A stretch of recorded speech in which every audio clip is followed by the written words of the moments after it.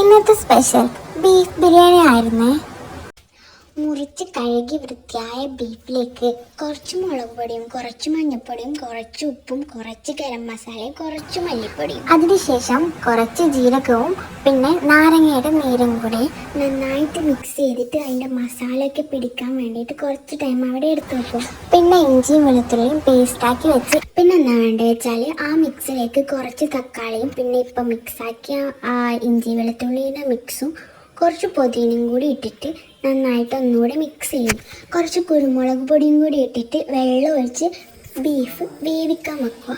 ഇനി അടുത്ത പരിപാടി എന്ന് വെച്ചാൽ നെയ്ച്ചോറ് റെഡിയാക്കി എടുക്കുക. ആവശ്യത്തിന് വേണ്ട നെയ്യ് ഒഴിച്ചിട്ട് അതിലേക്ക് പട്ട, ഗ്രാമ്പൂ, ഏലക്കായ് അതെല്ലാം ഇട്ട് കുറച്ച് വെള്ളം കൂടി ഒഴിക്കുക. കുറച്ച് വെള്ളമല്ല, നമ്മൾ എത്രയാണോ അരിയെടുത്ത് അതിനനുസരിച്ച് അതിലാവശ്യമായ വെള്ളം ഒഴിക്കുക. അത് കഴിഞ്ഞ് ചെറുനാരങ്ങയുടെ നീരും അതിന് ആവശ്യമായ ഉപ്പും കൂടി ഇട്ട് ഒന്ന് ഇളക്കി കൊടുത്തതിന് ശേഷം വെള്ളം ഒന്ന് ചെറുങ്ങനെ പതച്ച് വരുമ്പോൾ നെയ്ച്ചോറിൻ്റെ അരി ഇതിലേക്ക് ഇട്ട് കൊടുക്കുക. ഇനി ഇവിടുന്ന് നെയ്ച്ചോറ് ആകുമ്പോഴേക്ക് നമ്മൾ നേരത്തെ വേവിക്കാൻ വെച്ച ബീഫില്ലേ അത് നമുക്കൊന്ന് തുറന്നു നോക്കാം. നല്ല രീതിയിൽ തന്നെ കറക്റ്റ് വേവായിട്ട് വന്നിട്ടുണ്ട്. ഇനി റെഡിയാക്കാനുള്ളത് ബിരിയാണീൻ്റെ മസാലയാണ്. മസാലയ്ക്ക് വേണ്ടിയിട്ടുള്ള ഉള്ളിയും തക്കാളിയും പുതിനൊക്കെ നേരത്തെ തന്നെ കട്ട് ചെയ്ത് വെച്ചിട്ടുണ്ടായിരുന്നു. ഇനി ഉള്ളി ഒരു ഗോൾഡൻ കളറായിട്ട് വരുമ്പോൾ അതിലേക്ക് തക്കാളി ഇടുക.